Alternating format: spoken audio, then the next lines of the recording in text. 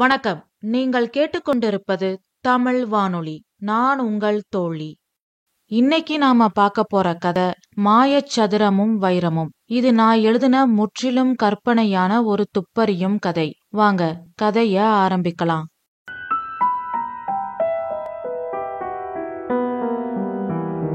அத்தியாயம் 1. ஆதவனின் பொன்னிறக் கதிர்களால் அரபிக்கடலின் அலைகள் தங்க நிறத்தில் மின்னிக் கொண்டிருந்தன. கொச்சியிலிருந்து லட்சத்தீவு நோக்கி பயணிக்கும் ஓஷன் பேர்ல் என்னும் சொகுசு கப்பல் கொச்சி துறைமுகத்திலிருந்து புறப்பட தயாராக இருந்தது. பல குடும்பங்கள் தங்களின் விடுமுறையை லட்சத்தீவில் இன்பமாக கழிப்பதற்காக ஆவலுடன் துறைமுகத்தில் காத்து கொண்டிருந்தனர். சுற்றுலா பயணிகள் பல பேர் லட்சத்தீவை சுற்றி பார்க்க ஆர்வமுடன் இருந்தார்கள். தொழில் விஷயமாக சில முக்கிய ஆட்களை சந்திக்க சில தொழில் அதிபர்களும் அந்த துறைமுகத்தில் காத்திருந்தார்கள். அந்த தொழில் அதிபர்களில் ஒருவர்தான் விநாயகமூர்த்தி. தமிழ்நாட்டில் குறிப்பிடத்தகுந்த மிகவும் அந்தஸ்து வாய்ந்த தொழில் அதிபர்களில் இவரும் ஒருவர். இவர் ஒரு வைர வியாபாரி. Diamond exports and imports business செய்து வரும் மிக பெரிய தொழிலதிபரான விநாயகமூர்த்திக்கு 50 வயது இருக்கும். விநாயகமூர்த்தியின் கோடிக்கணக்கான சொத்திற்கு ஒரே வாரிசு அவரின் மகள் அரிணி. அவள் ஒரு வழக்கறிஞர். இருவரும் சரியாக பிற்பகல் 3:30 மணிக்கு துறைமுகத்தில் செக்இன் செய்தார்கள். எல்லோரும் கப்பல் பயணத்திற்காக காத்திருந்தார்கள். விநாயகமூர்த்தியும் ஹரிணியும் அவர்களின் உடைமைகளை சரிபார்த்து கொண்டார்கள். பின் ஹரிணி துறைமுகத்தை சுற்றி பார்த்து கொண்டு இருந்தாள். விநாயகமூர்த்தி தனது கையில் இருக்கும் சுடோக்கு புத்தகத்தை பார்த்து கொண்டிருந்தார். சரியாக மாலை 5 மணி இருக்கும். அப்பொழுது கப்பலின் லவுட் ஸ்பீக்கரில் இருந்து ஒரு குரல் ஒலித்தது. Attention please, ladies and gentlemen. This is your muster drill. All passengers are requested to proceed to the promenade deck with your life jackets. Please follow the signs and crew instructions to your assigned muster stations. This is a mandatory safety drill required for all guests before departure. Once again, kindly make your way to the promenade deck at this time. Thank you. என்ற அறிவிப்பு வந்தது. உடனே பயணிகள் அனைவரும் அவர்களது life ஜாக்கெட்டுகளை எடுத்துக்கொண்டு கப்பலின் நடைபாதை தளத்திற்கு வந்தார்கள்.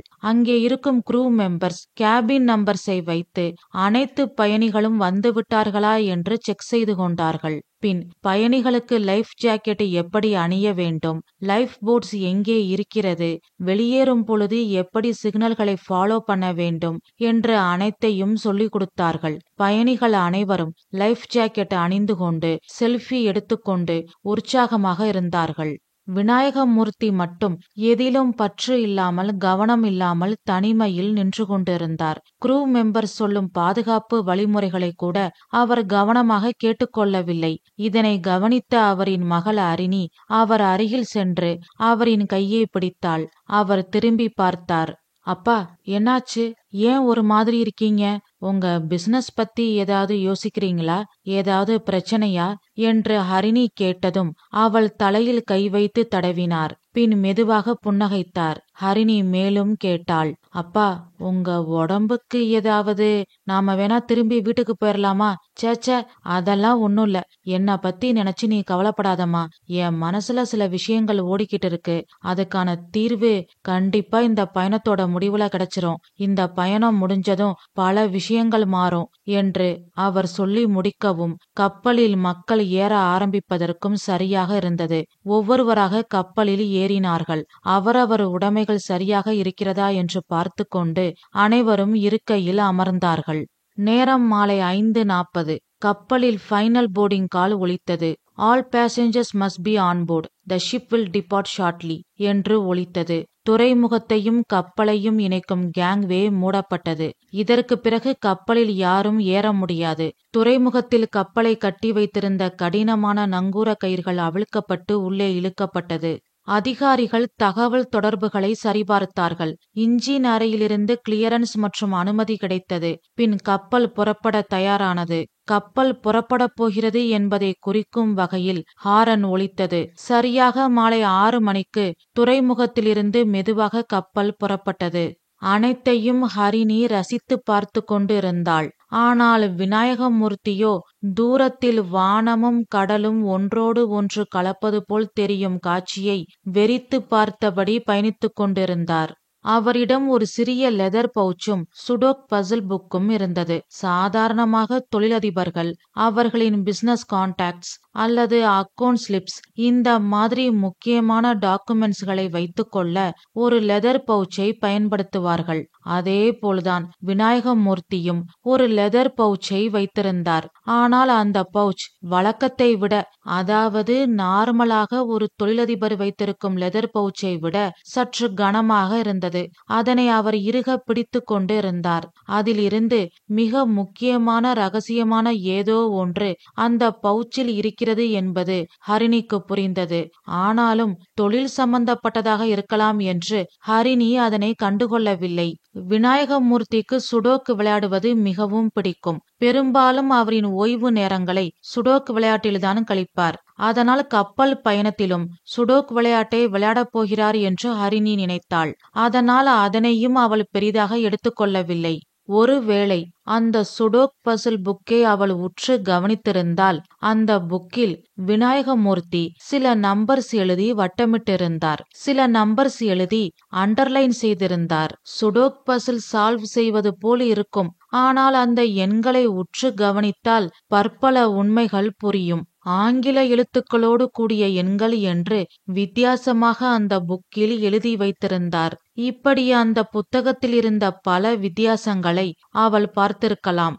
அப்படி அவள் பார்த்திருந்தால் அன்று இரவு நடக்கப் போகும் பெரிய ஆபத்தை அவள் தடுத்து நிறுத்தியிருக்கலாம். ஆனால் விதி வலியது.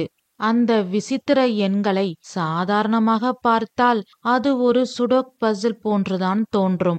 ஆனால் விநாயகமூர்த்தியை பொறுத்தவரையில் அது அனைத்தும் ஆதாரம். ஒவ்வொரு வித்தியாசமான எண்களும் அவருக்காக உருவாக்கிய கோடு. அதனை டீகோடு செய்தால் பல உண்மைகள் வெளிவரும். இந்த ரகசிய கோடை உருவாக்க அவர் பல நாள் தூக்கமில்லாமல் வேலை பார்த்தார். சுடோக் புக்கை எடுத்து பார்த்தார். அவர் உருவாக்கிய கோடை பார்த்தார். அவரின் கை விரல்கள் நடுங்கியது. இந்த பயணம் முடியட்டும். அதன் பிறகு மிக பெரிய உண்மையை நான் வெளியில் கொண்டு வருவேன். அதிகாரிகளிடம் இந்த புத்தகத்தை ஒப்படைப்பேன். என்னை யாரும் தடுக்க முடியாது. நீதி வென்றே தீரும் என்று தனக்குத்தானே மனதிற்குள் சொல்லிக் கொண்டார் விநாயகமூர்த்தி. கப்பல் லட்சத்தீவு நோக்கி சென்று கொண்டிருந்தது. அந்த இரவில் கடல் அலையின் ஒலி வழக்கத்தை விட பேர் இரைச்சலாக இருந்தது. கப்பலில் பயணித்துக் கொண்டிருக்கும் மக்கள் அனைவரும் ஒன்றாக பேசி சிரித்து கொண்டு இனிய இசையுடன் ஆட்டமும் பாட்டுமாக பயணத்தை அனுபவித்துக் கொண்டிருந்தார்கள். ஹரிணியும் அவர்களுடன் சேர்ந்து பயணத்தை அனுபவித்துக் கொண்டிருந்தாள்.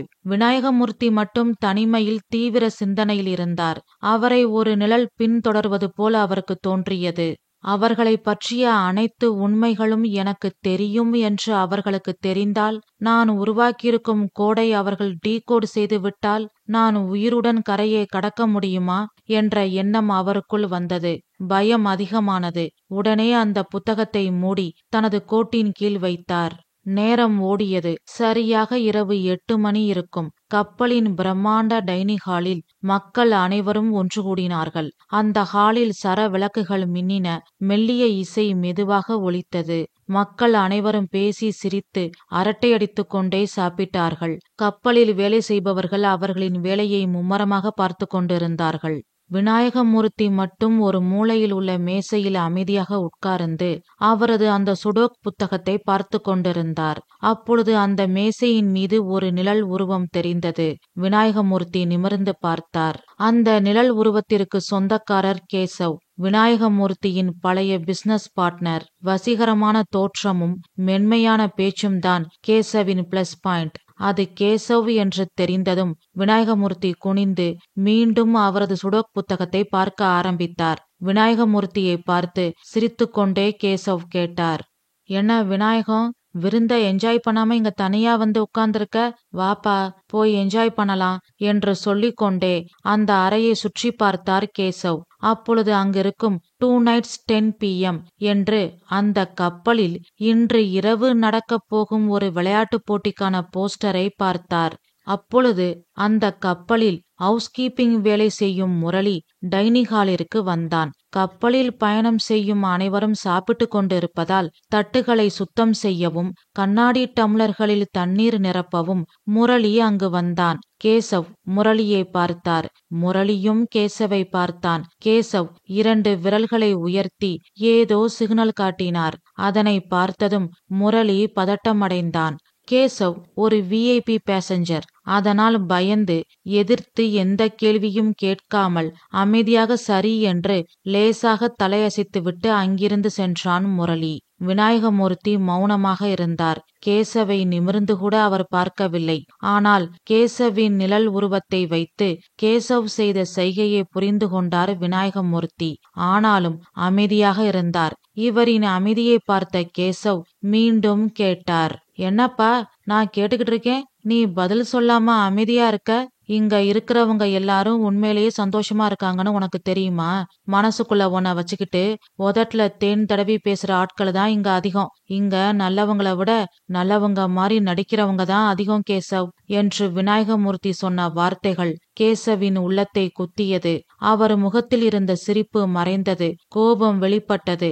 ஆனால் அடுத்த நொடியே கோபத்தை மறைத்து கொண்டு சிரித்து கொண்டே விநாயகமூர்த்தியை பார்த்து சொன்னார், என்ன பிலாசபியா?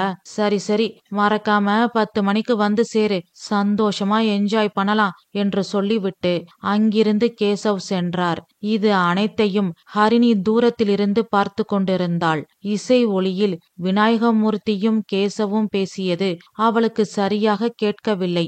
ஆனாலும் அப்பா விநாயகமூர்த்தியின் பேச்சு, நடவடிக்கை, முகபாவனை, கேசவின் முகத்தில் மாறி மாறி தெரிந்த சிரிப்பு, கோபம் என்ற அனைத்தையும் கவனித்தாள். அப்பா ஏன் அன்கம்ஃபர்டபுளா சேஃப்டி இல்லாத மாதிரி ஃபீல் பண்றாரு? கேசவ் அங்கிள் முகத்துல இருந்த சிரிப்பு உண்மையான சிரிப்பு மாதிரி இல்லையே என்று தனக்குத்தானே கேள்வி கேட்டுக்கொண்டு பதிலை கண்டுபிடிக்க தீவிர சிந்தனையில் இருந்தாள் ஹரிணி. விநாயகமூர்த்தி அந்த சுடோக் புத்தகத்தை மூடி வைத்தார். பின் லெதர் பவுச்சை திறந்து பார்த்தார். எல்லாம் சரியாக இருக்கிறதா என்று செக் செய்து கொண்டார். இந்த பயணம் முடிந்ததும் கட்டாயம் உண்மை வெளியில் வர வேண்டும். அதுவரை நான் இயல்பாக இருக்க வேண்டும் என்று தீர்மானித்து கொண்டார். பின் மெதுவாக எழுந்து மகள் அரிணியை பார்த்து புன்னகைத்து கொண்டே அங்கிருந்து சென்றார். பௌர்ணமி நிலவில் கடல் அன்னை சந்தோஷத்தில் துள்ளி குதித்து கொண்டிருந்தாள். நேரம் ஓடியது. இரவு 9:30 மணி இருக்கும். பெரும்பாலான பயணிகள் படுக்கைக்கு சென்று விட்டார்கள். ஹரிணி வந்தாள். அப்பா வாங்க கேபினுக்கு போகலாம், நீ போய் படுமா, நான் கொஞ்ச நேரம் நடந்துட்டு வரேன் என்று விநாயகமூர்த்தி சொன்னதும் சரி என்று தலையாட்டி விட்டு ஹரிணி அவளின் கேபினுக்கு சென்றாள். விநாயகமூர்த்தி அவருக்கென்று தனி கேபின் புக் செய்திருந்தார். ஏனென்றால் தொழில் விஷயமாக அவர் தனிமையில்தான் நிறைய முடிவுகளை எடுப்பார். போனில் முக்கிய ஆட்களுடன் தனிமையில் பேசுவார். அதனால் தனி கேபின் புக் செய்திருந்தார். ஹரிணிக்கு தனி கேபின் புக் செய்திருந்தார். பின் விநாயகமூர்த்தி மட்டும் திறந்த தளத்தில் நடந்து கொண்டிருந்தார். அவர் கையில் இருக்கும் சுடோக் புத்தகத்தை மீண்டும் பார்த்தார். குளிர்ந்த காற்று வீசியது. கொஞ்ச நேர நடப்பயிற்சிக்கு பிறகு விநாயகமூர்த்தி அவரின் கேபினுக்கு சென்றார். அங்கிருக்கும் ஒரு மேசையின் டிராயரில் அந்த சுடோக் புத்தகத்தை வைத்தார். பின் அவருடைய போன் மற்றும் கர்ச்சிஃபை எடுத்துக்கொண்டு மீண்டும் வெளியில் வந்தார். அந்த கப்பலில் பல நிலைகள் இருந்தது. ஒரு நிலையில் பேசஞ்சர் லவுஞ்ச் இருக்கும். கண்ணாடி ஜன்னல்கள், வசதியான நாற்காலிகள் எல்லாம் அங்கே இருக்கும். அதற்கு வெளியே பிராமினன்ட் டெக் என்று சொல்லப்படும் வெளிப்புற நடைபாதை இருக்கும். அங்கு பயணிகள் நின்று கடல் காற்றை அனுபவிப்பார்கள். அந்த நடைபாதையின் விளிம்பில் பயணிகள் கீழே விழுந்து விடாமல் இருக்க பாதுகாப்பிற்காக மார்பளவுக்கு உயரமான இரும்பால் செய்யப்பட்ட ரெயிலிங் இருக்கும். கேபினில் இருந்து வெளியே வந்த விநாயகமூர்த்தி அந்த ரெயிலிங் பக்கத்தில் நின்று கொண்டு கடலை ரசித்து கொண்டிருந்தார். அப்பொழுது ஒரு மனித நிழல் தெரிந்தது. இரு கண்கள் அவரையே பார்ப்பது போல அவருக்கு தோன்றியது. அவருக்கு பின்னால் இருந்த மரப்பலகையில் இருந்து ஒரு மெல்லிய காலடி சத்தம் எதிரொலித்தது. விநாயகமூர்த்தி திரும்பி பார்த்தார். யாரோ வந்திருக்கிறார்கள். யார் அவர், ஏன், என்ன, எதற்கு என்பதை உணர்வதற்குள், எதிர்வினை ஆற்றுவதற்குள் அந்த சம்பவம் நடந்து முடிந்தது. அனைத்தையும் பார்த்து கொண்டிருந்த கடல் அலைகள் பேரொளியோடு சீற்றமாக பொங்கி அடங்கியது. மறுநாள் காலை நேற்று நடந்த அந்த காண சகிக்காத சம்பவத்தை பார்த்த பேர அதிர்ச்சியில் கடல் அன்னை பிரமித்து போய் அமைதியாக இருந்தாள். அலைகளின் சீற்றம் குறைந்திருந்தது. அங்கே ஒரு பயங்கர அமைதி சூழ்ந்திருந்தது. நேரம் காலை 4:45. கப்பலில் வேலை செய்பவர்கள் அந்த பாதுகாப்பு ரெயிலிங் அருகில் ஒரு போனையும் கர்ச்சீஃபையும் கண்டெடுத்தார்கள். உடனே கேப்டனிடம் எடுத்து சென்றார்கள். ஒவ்வொரு கேபினுக்கும் தனித்தனி ஸ்டீவர்ட், அதாவது ஹவுஸ் கீப்பிங் ஸ்டாஃப் இருப்பார்கள். அந்த கேபினில் இருக்கும் பயணிகள் நலமாக உள்ளார்களா, அறை பராமரிப்பு எல்லாம் சரியாக இருக்கிறதா என்பதை கவனிப்பதுதான் அவர்களின் வேலை. கப்பல் கேப்டன் அவசரமாக அனைத்து ஸ்டீவர்ட்ஸுக்கும் check if your passengers are inside their cabins என்று மெசேஜ் அனுப்பினார். உடனே எல்லா பணியாட்களும் அவரவர் கேபினை செக் செய்துவிட்டு பேசஞ்சர்ஸ் பிரசன்ட், நோ ப்ராப்ளம் என்று மெசேஜ் அனுப்பினார்கள். ஆனால் கேபின் 304 ஸ்டீவர்ட் பலமுறை தட்டியும் எந்த பதிலும் வரவில்லை. உடனே அவர் டியூட்டி ஆபீசருக்கு தகவல் சொன்னார். அப்படியே கேப்டனுக்கும் தகவல் சென்றது. அதன் மூலம் 304 தங்கியிருந்தது விநாயகமூர்த்திதான். அவர்தான் காணவில்லை என்று கேப்டன் உறுதிப்படுத்தி கொண்டார். நேரம் காலை 5:15. ஹரிணி ரெஃப்ரெஷ் ஆகிவிட்டு டைனிங் ஹாலுக்கு வந்தாள். காஃபி வாங்கி குடித்து கொண்டே அப்பாவை தேடிக்கொண்டிருந்தாள். சரியாக 5:30 மணிக்கு கப்பலின் கேப்டன் இன்டர்காமில் அறிவித்தார். Attention all passengers. With deep regret, I must inform you that Mr. Vinayagamurthy, one of our travelers, was found missing last night. After search operations, his belongings were discovered near the deck railing. We believe it to be a tragic accident. இதனை கேட்டதும் ஹரிணி கையிலிருந்த coffee cup கீழே விழுந்து உடைந்தது. அதிர்ச்சியில் உறைந்து போய் சிலை போல் நின்றாள். அனைத்து பயணிகளும் தங்களுக்குள் பேசி கிசுகிசுத்து கொண்டனர். அந்த பாதுகாப்பு ரெயிலிங் இருக்கும் டெக்கை நோக்கி ஓடினர். ஹரிணி மனம் உடைந்து அழுக ஆரம்பித்தாள். அழுது கொண்டே சொன்னாள், நோ, இதுக்கு வாய்ப்பே இல்ல. என் அப்பா அப்படி கவனக்குறைவான ஆளே இல்ல. அதிலேயும் ரெயிலிங் பக்கத்துல கவனக்குறைவா அவர் இருக்கவே மாட்டாரு. இதுல ஏதோ நடந்திருக்கு. இது கண்டிப்பா விபத்து இல்ல என்று சொல்லி அழுதாள். அங்கிருந்தவர்கள் அவளை சமாதானம் செய்தார்கள். அவளின் வக்கீல் மூளை வேலை செய்ய ஆரம்பித்தது. அப்பாவின் கேபினை பார்த்தால் உண்மை தெரிய வரும் என்று அவளுக்கு தோன்றியது. அதனால் வேகமாக எழுந்து கப்பலின் கேப்டனை சந்தித்து கேட்டாள். I need to see my father's cabin. Please open it. Something is wrong. என்ற ஹரிணி சொன்னதும் கப்பலின் கேப்டன் அவளை சமாதானப்படுத்தி உட்கார வைத்தார். பின் சொன்னார், எங்களுக்கு உங்க நிலைமை புரியுது. உங்களுக்கு ஏற்பட்டிருக்கிற இழப்பு ஈடு செய்ய முடியாத இழப்பு. ஆனா ஷிப் புரோட்டோகால் படி நாங்க உங்களை அவர் கேபினுக்குள்ள அனுமதிக்க முடியாது. பிரைவசி முக்கியம், புரிஞ்சுக்கோங்க என்றார். ஆனால் தான் ஒரு வக்கீல் என்றும் எந்த பிரச்சனையும் வராமல் பார்த்து கொள்வதாகவும் அது விபத்து இல்லை என்றும் ஏதோ தவறு நடந்திருக்கிறது என்றும் அவள் அப்பா விநாயகமூர்த்தியை பற்றியும் ஹரிணி சொன்னாள். பின் கேப்டன் சம்மதித்தார். அதன் பின் டியூட்டி ஆபீசருடன் ஹரிணி சென்றாள். டூப்ளிகேட் கேபின் கீகார்டை வைத்து ஆபீசர் அந்த கேபினை திறந்தார். ஹரிணி உள்ளே சென்றாள். படுக்கை விரிப்பு களையாமல் அப்படியே இருந்தது. விநாயகமூர்த்தியின் கோட் ஹேங்கரில் தொங்கிக் கொண்டிருந்தது. மேசையில் பாதி மூடப்பட்ட டிராயரில் ஒரு புத்தகம் தெரிந்தது. அதனை எடுத்து ஹரிணி பார்த்தாள். அது விநாயகமூர்த்தியின் சுடோக் புத்தகம்.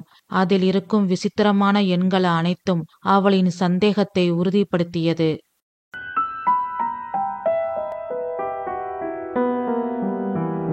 அத்தியாயம் 2.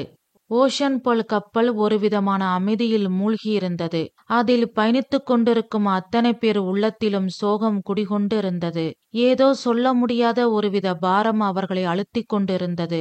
நேற்று வரை சிரிப்பு, ஆரவாரம், ஆட்டம் பாட்டம் என்று இருந்த பயணிகள் இன்று நால்வராக ஆங்காங்கே கூடி நின்று மெதுவாக பேசிக் கொண்டிருந்தார்கள். கப்பலில் வேலை செய்யும் பணியாளர்களின் முகத்தில் ஒரு இனம் புரியாத பதட்டம் தென்பட்டது. தங்களது பாதுகாப்பில் இப்படி ஒரு அசம்பாவிதம் நடந்துவிட்டதே என்ற குற்ற உணர்ச்சியில் பயணிகளை நேருக்கு நேர் பார்க்க முடியாமல் தவித்தார்கள். நேரம் காலை 6:30. ஹரிணி அவளின் கேபினில் அழுது கொண்டிருந்தாள். அப்பா விநாயகமூர்த்தியின் சுடோக் புத்தகத்தை இறுக பிடித்து கொண்டிருந்தாள். அழுது அழுது அவள் கண்கள் சிவந்திருந்தது. ஆனால் ஏதோ ஒரு உள்ளுணர்வு இது விபத்து இல்லை என்று அவளுக்கு சொல்லிக்கொண்டே இருந்தது. நோ, வாய்ப்பே இல்ல. அப்பா கேர்லெஸ் பர்சன் இல்ல. அதுலயும் ரெயிலிங்கில சாஞ்சு நிக்கும் போது அஜாக்கிரதையா நிக்க மாட்டாரு. கண்டிப்பா இது விபத்து இல்ல, யாரோ ஏதோ பண்ணிட்டாங்க என்று தனக்குத்தானே திரும்ப திரும்ப சொல்லிக் கொண்டிருந்தாள். அந்த கேபினில் குறுக்கும் நெடுக்கும் நடந்து கொண்டே இருந்தாள். அவள் ஒரு திறமையான வக்கீல். ஆனால் தன்னுடைய அப்பா என்று வரும்பொழுது பதட்டத்தில் என்ன செய்வது, எப்படி செயல்படுவது, எப்படி உண்மையை கண்டுபிடிப்பது என்று அவளுக்கு ஒன்றும் தோன்றவில்லை. அப்பொழுதுதான் அவளின் தோழிகள் காவியா, அஞ்சலியின் ஞாபகம் அவளுக்கு வந்தது. அவர்கள் மேல் மதிப்பும் மரியாதையும் அதிகம், பாசமும் அதிகம், நம்பிக்கையும் அதிகம். அதனால் அவர்களுக்கு போன் செய்து விஷயத்தை சொல்லி உதவி கேட்கலாம் என்று முடிவெடுத்தாள். அங்கு சென்னையில் அவர்களது வீட்டில் ஒரு வழக்கு சம்பந்தமாக காவியாவும் அஞ்சலியும் டீ குடித்து கொண்டே பேசிக் கொண்டிருந்தார்கள். அப்பொழுது அஞ்சலி கேட்டாள், காவியா, அடுத்த வாரம் தானே இந்த கேஸ் ஹியரிங் வருது. இப்பவே எதுக்கு இத பாத்துக்கிட்டு இருக்க? டைம் இருக்கும்போதே ப்ரிப்பேர் பண்ணி வச்சுட்டா அப்புறம் கடைசி நேரத்துல பரபரப்பா இருக்காதுல்ல.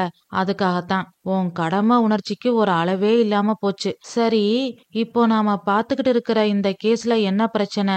குற்றவாளி குற்றத்தை ஒத்துக்க மாட்டான், அவ்வளவுதானே? ஆமா, அவனே குற்றத்தை வாண்டடா ஒத்துக்க வைக்க என்கிட்ட ஒரு ஐடியா இருக்கு. சொல்லட்டுமா? சொல்லு. குற்றவாளிய நாம தானே கோர்ட்ல கிராஸ் எக்ஸாமினேஷன் பண்ணுவோம். அப்ப ஒரே கொஸ்டினை 10 தடவை கேட்டு அவனை கன்ஃபியூஸ் பண்ணிரலாம். அவன் குழம்பி போய் இதுக்கு குற்றத்தை ஒத்துக்கிறதே பெட்டர்னு முடிவு பண்ணி அவனே குற்றத்தை ஒத்துக்குவான். எப்படி நம்ம ஐடியா என்று அஞ்சலி கேட்டதும் காவியா அவளை முறைத்து கொண்டே சொன்னாள், இதுக்கு பேரு கிராஸ் எக்ஸாமினேஷன் இல்ல, டார்ச்சர் எக்ஸாமினேஷன் என்று காவியா சொல்லி முடிக்கவும் அவளின் செல்போன் ஒலிக்கவும் சரியாக இருந்தது. ஹரிணி காலிங் என்று வந்தது. காவியா சொன்னாள், ஹரிணி கால் பண்றா, அட்டன் பண்ணி ஸ்பீக்கர் ஆன் பண்ணு என்று அஞ்சலி சொன்னதும் காவியா அட்டன் செய்து ஸ்பீக்கரை ஆன் செய்தாள். ஹலோ ஹரிணி என்று காவியாவின் குரல் கேட்டதும் ஹரிணி அழுக ஆரம்பித்தாள். ஏய் ஹரிணி, என்னாச்சு? ஏன் அழுகிற என்று காவியா பதட்டமாக கேட்டதும் ஹரிணி கண்ணீரை துடைத்து கொண்டு நடந்த அனைத்தையும் சொன்னாள். ஹரிணி சொன்னதை கேட்டு காவியாவும் அஞ்சலியும் அதிர்ச்சி அடைந்தார்கள். அஞ்சலி சொன்னாள், எங்களுக்கு என்ன சொல்றதுனே தெரியல. உனக்கு எப்படி ஆறுதல் சொல்றதுன்னு எங்களுக்கு ஒன்னும் புரியல. நீ கவலைப்படாத, தைரியமா இரு. தைரியமா இருக்கத்தான் முயற்சி பண்ணிட்டு இருக்கேன் அஞ்சலி. ஆனா முடியல. எனக்கு உங்க உதவி வேணும். கண்டிப்பா செய்றோம். என்னன்னு சொல்லு. எல்லாரும் இத விபத்துன்னு சொல்றாங்க. ஆனா கண்டிப்பா இது விபத்து இல்ல, இங்க ஏதோ நடந்திருக்கு என்று ஹரிணி சொன்னதும் காவியா அஞ்சலியை பார்த்தாள். பின் கேட்டாள், எப்படி சொல்ற ஹரிணி? அப்பா சுடோக் சால்வ் பண்ணுவார்னு உங்களுக்கு தெரியும்ல? ஆமா, அந்த சுடோக் புக்ல அப்பா ஏதேதோ வித்தியாசமான நம்பர்ஸ் எல்லாம் எழுதி வச்சிருக்காரு. அத பார்த்தா சாதாரணமா எனக்கு தோணல. ஏதோ கோடு மாதிரி தெரியுது. அத டீகோட் பண்ணணும். நீங்க உடனே இங்க கப்பலுக்கு வரணும் என்று ஹரிணி சொன்னதும் அஞ்சலி காவியாவை பார்த்து, எப்படி நாம கப்பலுக்கு போறது என்று மெதுவாக அஸ்கி வாய்ஸும் சைகையும் கலந்து கேட்டாள். பாத்துக்கலாம் என்பது போல் காவியா கண்களால் சைகை செய்துவிட்டு போனில் ஹரிணியிடம் சொன்னாள். ஹரிணி, பயப்படாத, தைரியமா இரு. நாங்க சொல்றத கவனமா கேளு. அந்த சுடோக் புக்கை யாருகிட்டையும் காட்டாத, யாருகிட்டையும் அத பத்தி பேசாத.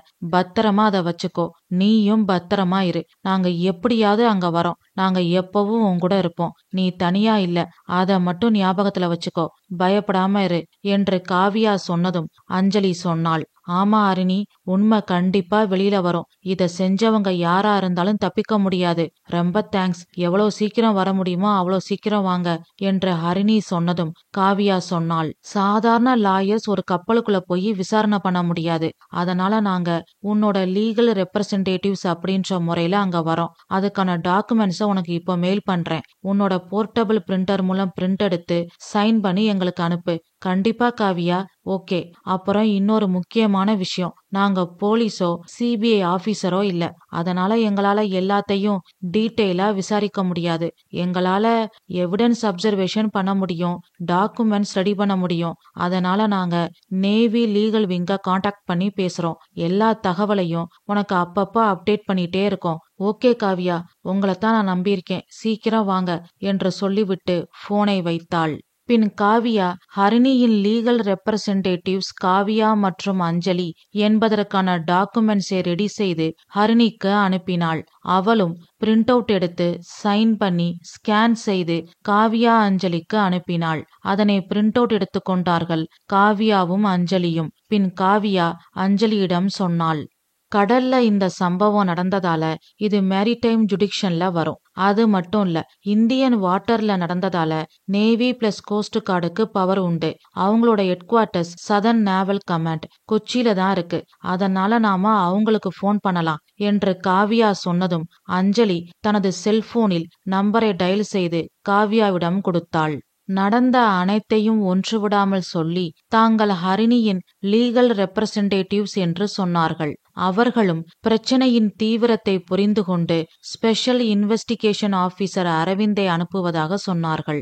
அது மட்டுமல்ல, ஓஷன் பேர்ல் கப்பல் சரியாக காலையில் 9 மணிக்கு எரிபொருள் மற்றும் தேவையான பொருட்களை ஏற்றுவதற்காக மங்களூரு துறைமுகத்தில் நிற்கும் என்றும், காவியாவும் அஞ்சலியும் கொச்சி வந்து விட்டால் அங்கிருந்து மங்களூரு துறைமுகத்துக்கு செல்ல ஸ்பெஷல் ஹெலிகாப்டர் ஏற்பாடு செய்வதாகவும் சொன்னார்கள். காவியா சரி என்று சொல்லிவிட்டு போனை வைத்தாள். ஆனால் அஞ்சலி வியப்படைந்து அமைதியாக இருந்தாள். காவியா கேட்டாள், ஏ அஞ்சலி, என்னாச்சு?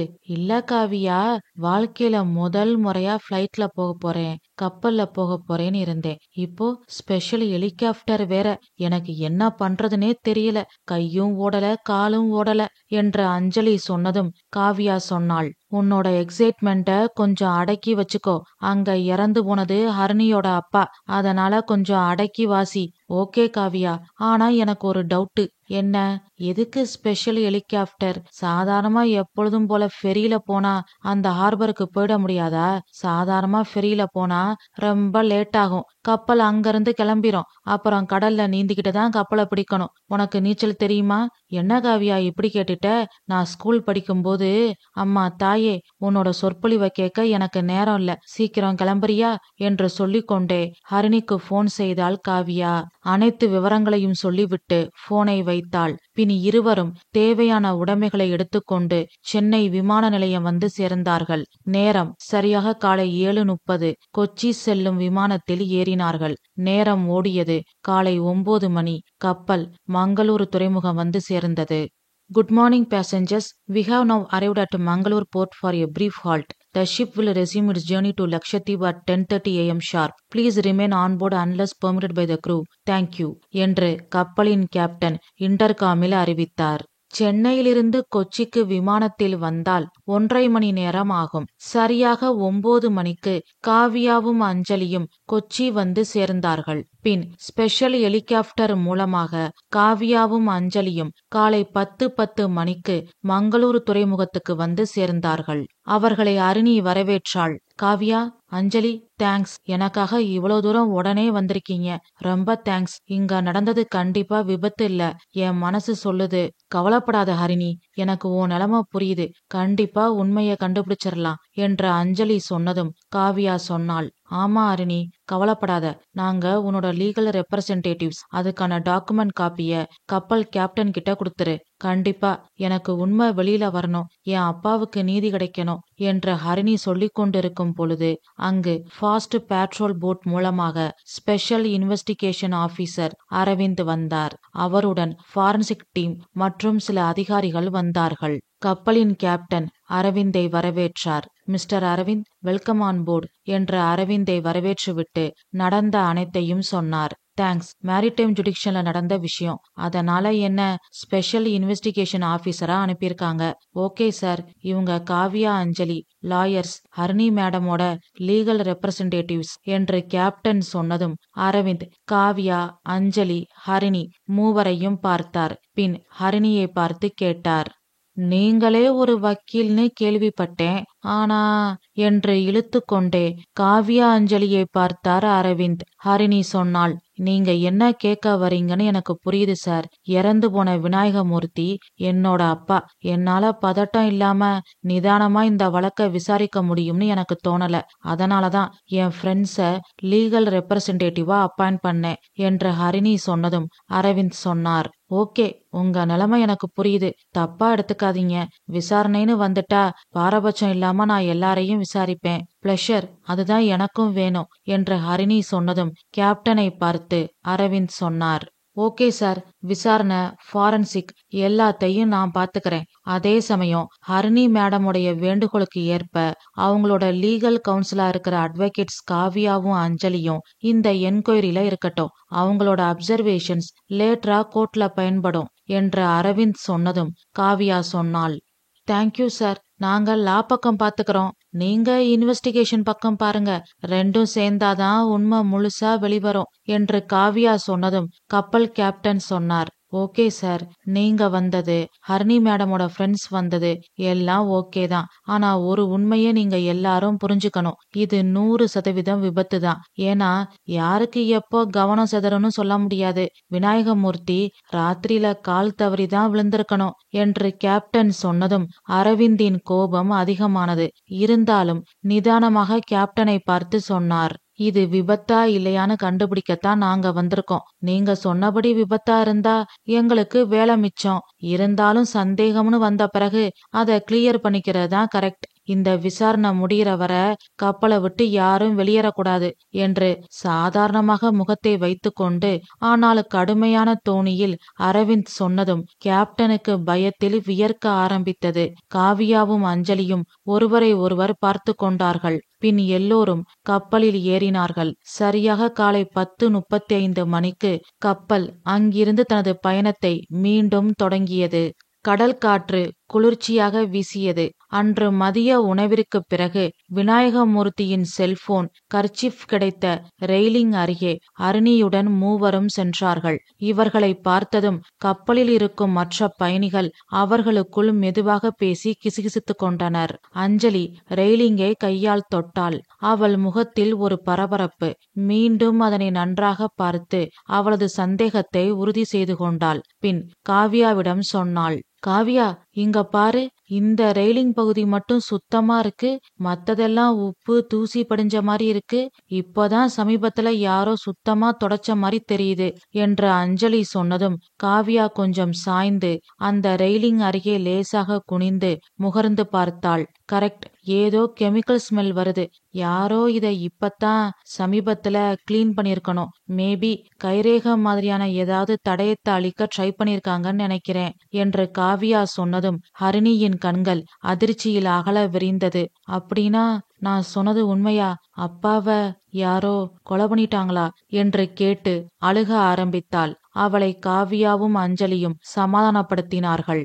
கவலைப்படாதீங்க மேடம், உண்மையான குற்றவாளிக்கு தண்டனை வாங்கி கொடுக்காம விடமாட்டோம் என்று ஹரிணியை பார்த்து சொல்லிக்கொண்டே அந்த ரெயிலிங்கை நன்றாக ஆராய்ந்து பார்த்தார் அரவிந்த். பின் காவ்யாவை பார்த்து சொன்னார், மேடம், எல்லாரும் கொஞ்சம் தள்ளி நில்லுங்க. என் கூட வந்திருக்கிற ஃபாரன்சிக் டீமை வர சொல்றேன். அவங்க செக் பண்ணி சொல்லட்டும். அது வரைக்கும் இதை யாரும் தொடக்கூடாது என்று சொல்லிவிட்டு தனது போனில் இருந்து ஃபாரன்சிக் டீம் மெம்பர்ஸுக்கு மெசேஜ் அனுப்பினார். அதன் பிறகு காவ்யா மற்றும் அஞ்சலியை பார்த்து சொன்னார், அப்போ இதிலிருந்து இது விபத்து இல்லைன்னு நமக்கு உறுதியாகுது. இனி குற்ற புலனாய்வு ஸ்டார்ட் ஆக போகுது. உங்களுக்கு சின்ன எவிடன்ஸ் கிடைச்சாலும் என்கிட்ட சொல்லுங்க. எவ்வளவு சீக்கிரம் முடியுமோ அவ்வளவு சீக்கிரம் நாம குற்றவாளிய கண்டுபிடிக்கணும் என்று அரவிந்த் சொன்னதும் காவ்யாவும் அஞ்சலியும் சரி என்றார்கள். பின் ஃபாரன்சிக் டீம் வந்ததும் அவர்களுடன் அந்த ரெயிலிங்கை செக் செய்ய அரவிந்த் சென்று விட்டார். காவ்யா ஹரிணியை பார்த்து சொன்னாள், கவலைப்படாத ஹரிணி, உன் கூட நாங்க இருக்கோம், உங்க அப்பாவுக்கு கண்டிப்பா நீதி கிடைக்கும் என்று காவியா சொல்லிக் கொண்டிருக்கும் பொழுது ஹரிணியின் கையில் இருக்கும் சுடோக் புத்தகத்தை கவனித்தாள் அஞ்சலி. அந்த புத்தகம் அவளை ஈர்த்தது. அதனை வாங்கி பார்த்தாள். ஒவ்வொரு பக்கமும் அவளுக்கு வியப்பை அளித்தது. பின் மெதுவாக சொன்னாள், ஹரிணி, இது சாதாரண சுடோக் புக் இல்ல. இத உங்க அப்பா சாதாரணமா விளையாடல. இது ஒரு கோடு. இதுலதான் நமக்கு தேவையான பதில் இருக்கணும். இன்னைக்கு ராத்திரியே இத நாம டீகோட் பண்ணணும் என்று அஞ்சலி சொன்னதும் காவியா அந்த புத்தகத்தை வாங்கி பார்த்தாள். நாங்க இருக்கோம், நம்பிக்கையோட இரு என்பது போல் ஹரிணியின் தோளில் கை வைத்தாள் காவியா.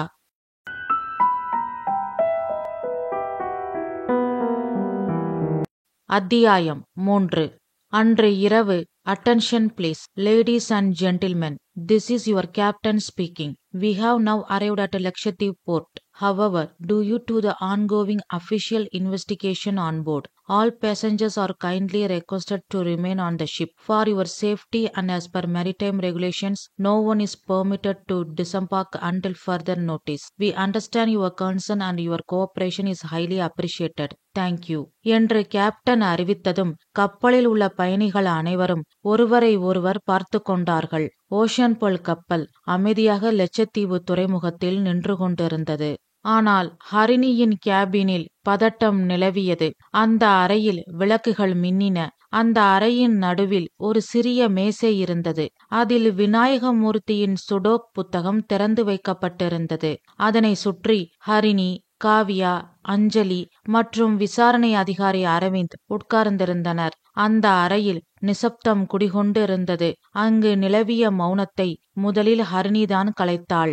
எப்ப பார்த்தாலும் இந்த புக்கும் கைமாதான் அப்பா இருப்பாரு. இதுலதான் ஏதாவது எழுதிக்கிட்டே இருப்பாரு. நான் கூட சுடோக்கு தான் விளையாடுறாருன்னு நினைச்சேன். ஆனா இத பார்த்தா சாதாரணமா தெரியல. சில நம்பர்ஸ் எழுதி வட்டம் போட்டிருக்கு, சில நம்பர்ஸ் எழுதி அண்டர்லைன் பண்ணிருக்கு.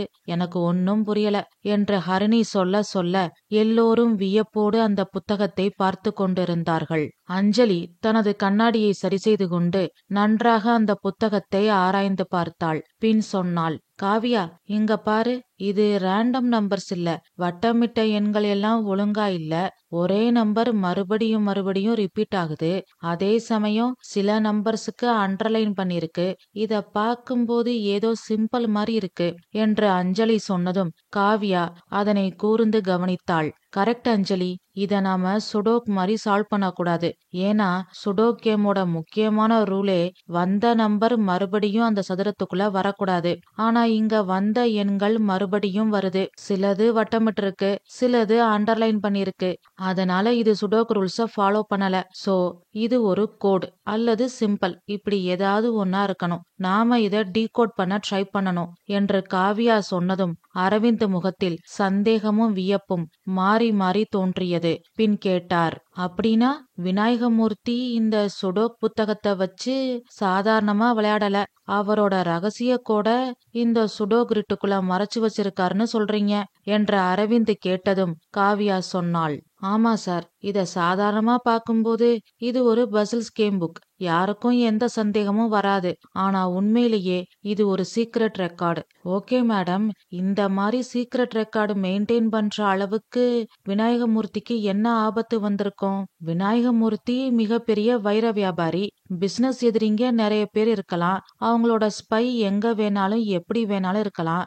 அப்படி இருக்கும்போது இந்த மாதிரி ரகசிய குறிப்புகளை வைக்க சேஃபான இடம் ஒண்ணு வேணும். அதுக்காகத்தான் விநாயகமூர்த்தி இந்த சுடோக் பசில் புக்கை பயன்படுத்தி இருக்காரு என்று காவியாவும் அரவிந்தும் பேசிக் கொண்டிருக்கும் பொழுது அஞ்சலி அந்த சுடோக் புத்தகத்தை எடுத்து கவனமாக ஒவ்வொரு பக்கங்களாக புரட்டி பார்த்து கொண்டிருந்தாள். திடீர் என்று ஒரு பக்கத்தில் அவளின் பார்வை நீடித்து நின்றது. பக்கங்களை புரட்டுவதை நிறுத்தினாள். பின் ஆவலுடன் காவியாவை பார்த்து சொன்னாள், ஏ காவியா, இங்க பாரு, 816, 357, 492 நம்பர்ஸ் இருக்கு. இத பார்த்தா சுடோக் நம்பர் மாதிரிதான் இருக்கு.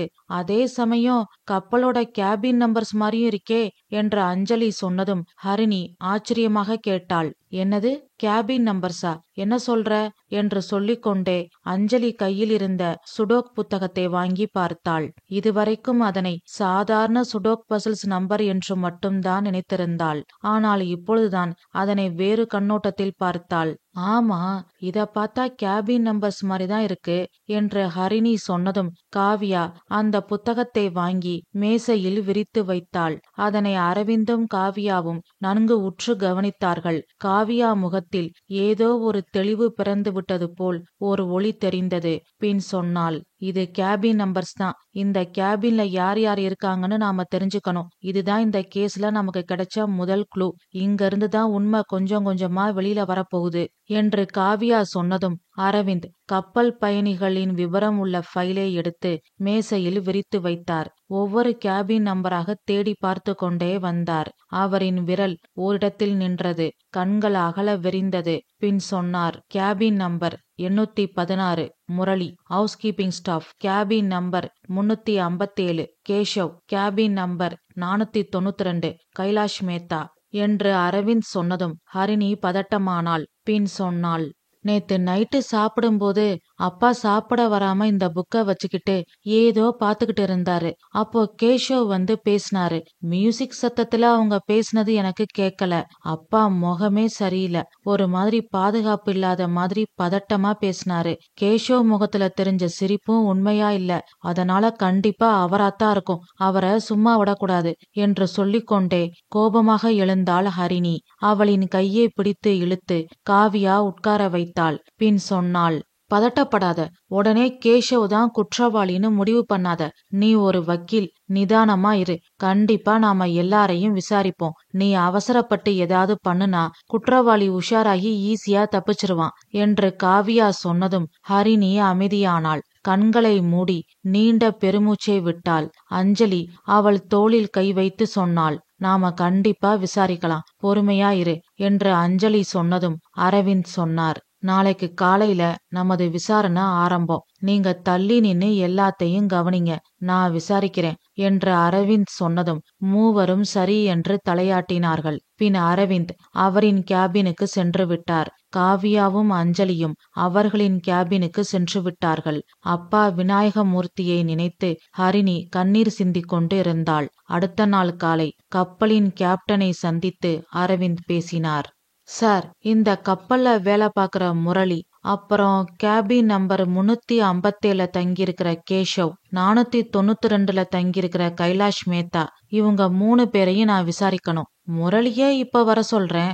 ஆனா Keshav sir VIP passenger, Kailash Mehta மிகப்பெரிய ஜுவல்லரி ஓனர், அது மட்டும் இல்ல பினான்சியர். இவங்களை எப்படி என்று கேப்டன் கேட்டதும் அரவிந்த் முறைத்தார். கேப்டன் மேலும் சொன்னார், இல்ல சார், அவங்கெல்லாம் பெரிய ஆட்கள். உண்மையிலேயே அவங்க தப்பு பண்ணாம இருந்து நாம அவங்கள விசாரிக்க போய் அது அவங்க தப்பா எடுத்துக்கிட்டாங்கன்னா அப்புறம் பெரிய பிரச்சனை ஆயிடும். அதுக்காகத்தான் சார் சொல்றேன். அதெல்லாம் நான் பாத்துக்கிறேன். சட்டத்துக்கு முன்னாடி எல்லாரும் சமம். அவங்கள உடனே டைனிங் ஹாலுக்கு வர சொல்லுங்க என்று சொல்லிவிட்டு அரவிந்த் வேகமாக டைனிங் ஹாலுக்கு வந்தார். காவ்யா, அஞ்சலி, ஹரிணி மூவரும் அடுத்திருக்கும் சாப்பாட்டு மேசையில் உட்கார்ந்திருந்தார்கள். அரவிந்தின் விசாரணையை போனில் ரெக்கார்டு செய்ய ஆரம்பித்தாள் அஞ்சலி. முதலில் முரளி வந்தான். உங்க பேரு? முரளி. கேபின் நம்பர் 816 தான் நீங்க இருக்கீங்களா? ஆமா சார். சம்பவம் நடந்த ராத்திரி 10 மணிக்கு மேல நீங்க எங்க இருந்தீங்க என்று அரவிந்த் கேட்டதும் முரளியின் முகத்தில் பயம் தெரிந்தது. அந்த கடல் காற்றிலும் அவனுக்கு வியர்த்தது. பின் தடுமாறிக்கொண்டே சொன்னான், அன்னைக்கு dining hall house keeping staff நான் தான். பேசஞ்சர்ஸ் எல்லாரும் சாப்பிட்டு போன பிறகு டைனிங் ஹாலை கிளீன் பண்ணிக்கிட்டு இருந்தேன் என்று தடுமாறிக்கொண்டே சொன்னான். பின் அரவிந்த் கேட்டார், உனக்கு கேசவ் சார் தெரியுமா என்று அரவிந்த் கேட்டதும் முரளி மௌனமாக தலைகுனிந்தான். பின் நிமிர்ந்து தெரியாது என்று தலையாட்டினான். அவனின் நடவடிக்கையில் இருந்து அவனுக்கு கேசவை தெரியும், ஆனால் தெரியாது என்கிறான் என்று நால்வரும் புரிந்து கொண்டார்கள். சரி, நீ போ, தேவைப்பட்டா மறுபடியும் கூப்பிடுவேன் என்று அரவிந்த் சொன்னதும் முரளி வேகமாக அங்கிருந்து கிளம்பினான். அடுத்த சிறிது நேரத்தில் கைலாஷ் மேத்தா சிரித்து கொண்டே வந்தார். Hello mister Aravind, how are you? I am fine, take your seat sir என்று அரவிந்த் சொன்னதும் கைலாஷ் மேத்தா உட்கார்ந்தார். அரவிந்த் விசாரணையை ஆரம்பிப்பதற்குள் பக்கத்து டேபிளில் இருக்கும் ஹரிணி, காவ்யா, அஞ்சலி மூவரையும் கைலாஷ் மேத்தா பார்த்தார். ஹரிணியை பார்த்து சொன்னார், Harini, I am really sorry for your loss என்று கைலாஷ் மேத்தா சொன்னதும் அப்பா விநாயகமூர்த்தியை நினைத்து ஹரிணி கண் கலங்கினாள். ஆனால் அதே சமயம் கைலாஷ் மேத்தாவை பார்க்கும் பொழுது அவளுக்குள் இனம் புரியாத கோபம் பற்றி கொண்டு வந்தது. அதனால் அமைதியாக தலை குனிந்து உட்கார்ந்திருந்தாள். அரவிந்த் விசாரணையை ஆரம்பித்தார். உங்க கேபின் நம்பர் 492 சரியா? ஆமா. சம்பவம் நடந்த அன்னைக்கு ராத்திரி உங்க ரூமுக்கு யாராவது வந்தாங்களா? Yes, just a social visit. Keshav வந்து காஃபி குடிச்சிட்டு போனாரு என்று சிரித்து கொண்டே கைலாஷ் மேத்தா சொன்னதும் அஞ்சலி மெதுவாக காவ்யாவிடம் சொன்னாள்.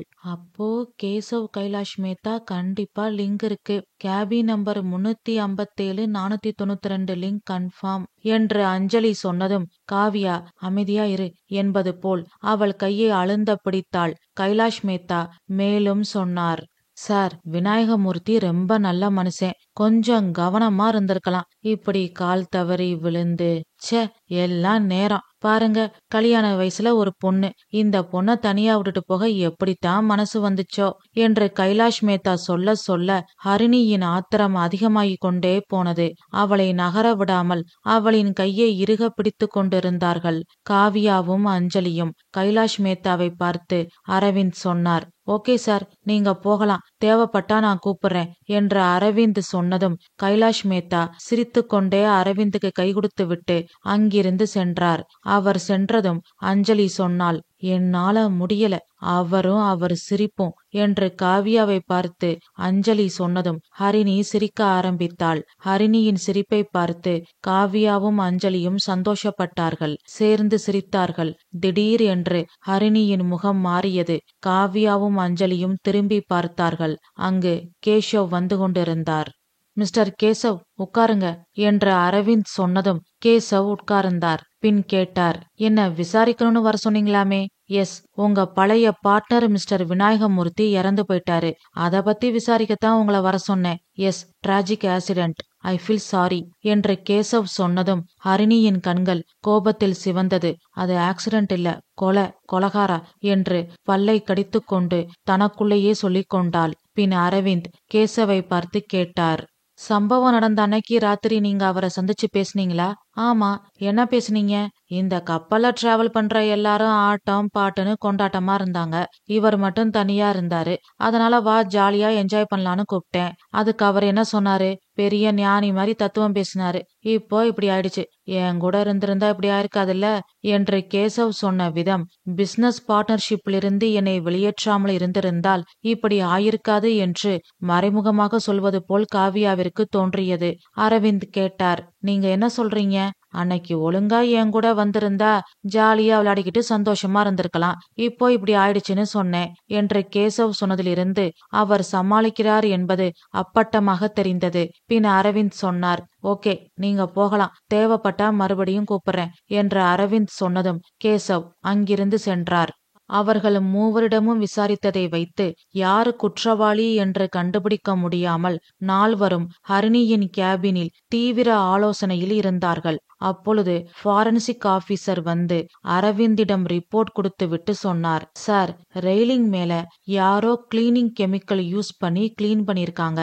அந்த கிளீனிங் கெமிக்கல் இங்க கப்பல்ல உள்ள ஹவுஸ் கீப்பிங் ஸ்டாக்ல இருந்துதான் எடுத்திருக்காங்க. அது மட்டும் இல்ல, ஒரு பார்ஷியல் ஃபிங்கர் பிரிண்ட் கிடைச்சிருக்கு. அப்படியா? யாரோடதுன்னு தெரிஞ்சுதா? Yes sir. அப்படியா? யாரோடது? கேசவ் சார். அவரோட கேபின் கீழ இருந்த கைரேகையும் ரெயிலிங்ல கிடைச்ச பார்ஷியல் ஃபிங்கர் பிரிண்டையும் நாங்க மேட்ச் பண்ணி பார்த்தோம். கப்பல் பாதுகாப்பு அதிகாரிகிட்ட இருந்து எல்லா கேபின் கீஸையும் வாங்கி அதுல இருந்த கைரேகைகளை சாம்பிள் எடுத்து ஆய்வு செஞ்சோம். அப்பதான் இது கேசவ் சாரோடதுன்னு உறுதியா தெரிய வந்தது என்று ஃபாரன்சிக் ஆபீசர் சொன்னதும் ஹரிணியின் கைகள் நடுங்கியது. அப்படியே தலையில் கை வைத்தபடி மெத்தையில் உட்கார்ந்தாள். காவியாவும் அஞ்சலியும் ஒருவரை ஒருவர் பார்த்து கொண்டார்கள்.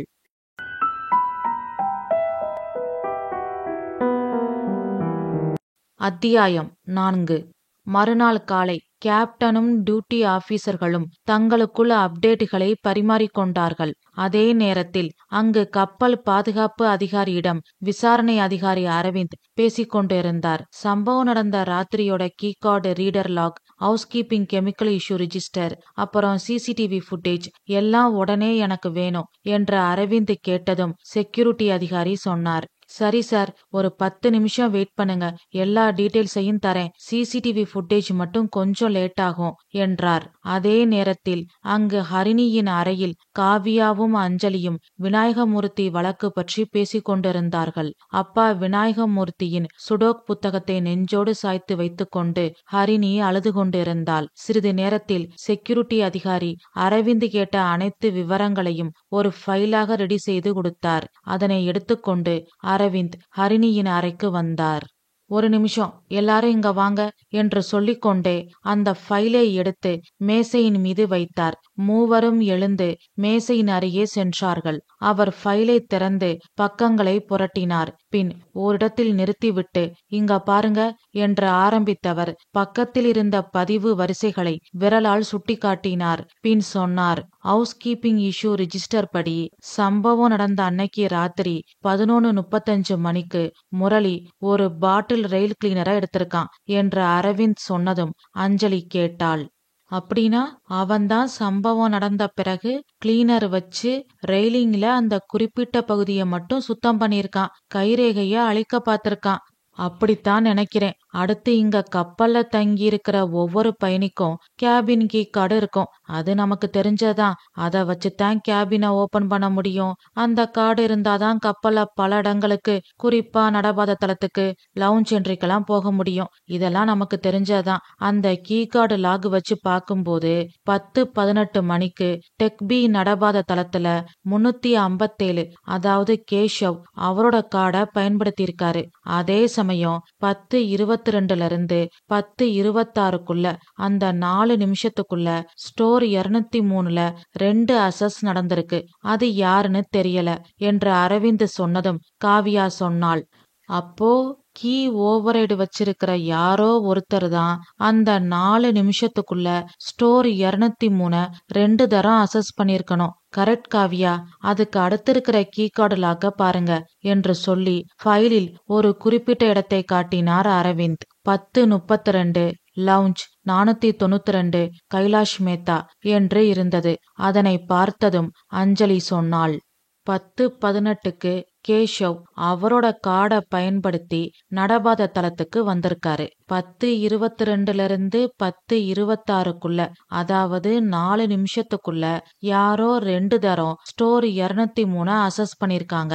அப்புறம் 10:32க்கு கைலாஷ் மேத்தா லவுஞ்ச் பகுதியில அவரோட கார்டை ஸ்வைப் பண்ணிருக்காரு. 11:35க்கு முரளி கிளீனர் எடுத்திருக்கான். அதன் பிறகுதான் ரெயிலிங்ல அந்த குறிப்பிட்ட பகுதியை மட்டும் சுத்தம் பண்ணிருக்கான். எல்லாம் கரெக்டா லிங்க் ஆகுது. இவங்க 3 பேர் தான் விநாயகமூர்த்தி சார் மரணத்துக்கு காரணமானவங்க என்று அஞ்சலி சொன்னதும் ஹரிணி கண்ணீர் மல்க சொன்னாள். அப்படின்னா என் மனசு சொன்னது சரிதான். இது விபத்து இல்ல, கொலைதான். கவலைப்படாதீங்க மேடம். உங்க அப்பாவுக்கு நியாயம் வாங்கி கொடுக்க வேண்டியது எங்க பொறுப்பு. நாம ஸ்டோர் 203க்கு போய் பார்க்கணும். அதுக்கு முன்னாடி நான் கேப்டன் கிட்ட பர்மிஷன் வாங்கிட்டு வரேன். நீங்க எல்லாரும் ஸ்டோர் 203க்கு வந்துருங்க என்று சொல்லிவிட்டு அந்த அறையிலிருந்து வெளியேறினார். ஃபாரன்சிக் டீம் மெம்பர்ஸை ஸ்டோர் 203க்கு வருமாறு மெசேஜ் அனுப்பினார் அரவிந்த். அதன் பிறகு கேப்டனை சந்தித்து அனுமதி வாங்கி கொண்டு ஸ்டோர் 203க்கு வந்தார். அதற்குள் காவியா, அஞ்சலி, ஹரிணி மூவரும் அந்த அறையின் வாசலில் காத்திருந்தார்கள். ஃபாரன்சிக் டீம் மெம்பர்ஸும் வந்துவிட்டார்கள். ஸ்டோர் 203 திறக்கப்பட்டது. அது ஒரு சிறிய அறை. செல்ஃப்களில் cleaning supplies, microfibre cloth bundles இருந்தது.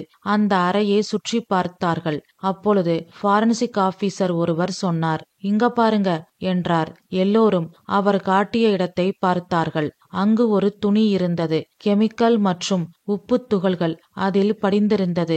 அதனை பார்த்ததும் அந்த ஃபாரன்சிக் ஆபீசர் சொன்னார், சார், இந்த துணியில கிளீனிங் கெமிக்கல் அப்புறம் சால்ட் ஸ்ப்ரே எல்லாம் மிக்ஸ் ஆயிருக்கு. இத வச்சுதான் யாரோ ரெயிலிங்க சுத்தம் பண்ணிருக்காங்க என்றார். பின் அஞ்சலி அங்கிருந்த ஒரு பேப்பர் பீஸை எடுத்தாள். அது சம்பவம் நடந்த அன்று கப்பலில் நடந்த விளையாட்டு போட்டிக்கான டிக்கெட். பாதி கிழிக்கப்பட்ட நிலையில் இருந்தது. அந்த டிக்கெட்டிற்கு பின்பு 492 என்று எழுதியிருந்தது. அதனை காவ்யா மற்றும் அரவிந்திடம் காட்டினாள் அஞ்சலி. 492 கைலாஷ் மேத்தா என்று காவ்யா சொன்னதும் அஞ்சலி சொன்னாள், நினைச்சேன், அந்த ஆள் சிரிப்ப பார்க்கும்போதே சந்தேகப்பட்டேன் என்று கையை முறுக்கிக் கொண்டு அஞ்சலி சொன்னதும் ஃபாரன்சிக் ஆபீசர் மெலிதாக புன்னகைத்தார். அப்பொழுது திடீர் என்று ஓ மை காட் என்று ஹரிணி கத்தினாள்.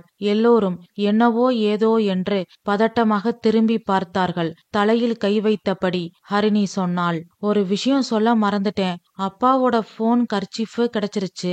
ஆனா லெதர் பவுச்சு எங்கேயும் இல்லையே, அந்த ரெயிலிங் பக்கத்துல பவுச்சு இல்லையே என்று ஹரிணி சொன்னதும் எல்லோரும் ஒருவரை ஒருவர் பார்த்து கொண்டார்கள். பின் ஃபாரன்சிக் டீம் அங்கிருக்கும் ஆதாரங்களை எடுத்துக்கொண்டார்கள்.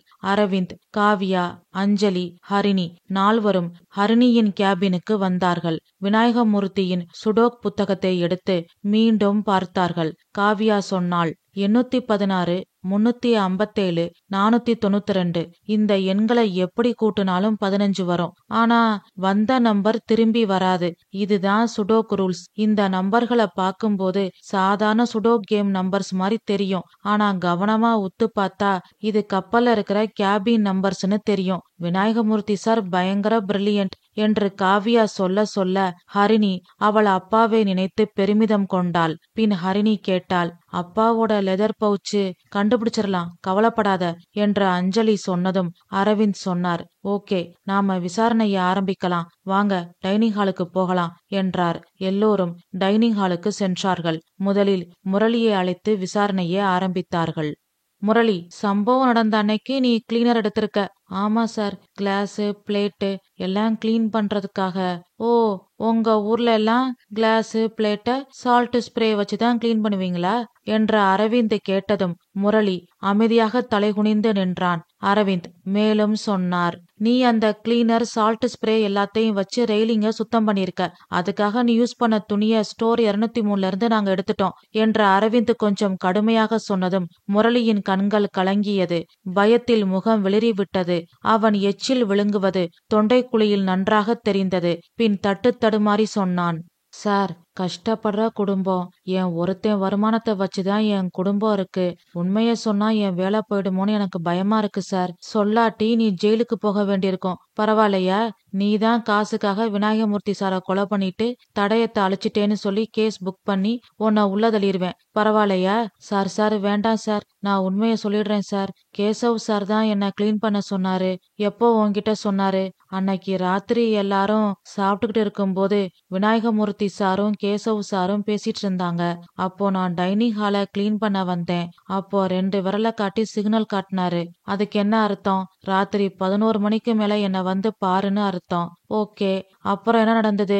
அதுக்கப்புறம் ராத்திரி 11:15 மணி இருக்கும். நான் டைனிங் ஹால்ல கிளீனிங் ஒர்க் முடிச்சிட்டு கேசவ் சாரை பார்க்க போயிட்டு இருந்தேன். ஆனா நடபாத தளத்துல கேசவ் சார் எனக்காக காத்துக்கிட்டு இருந்தாரு.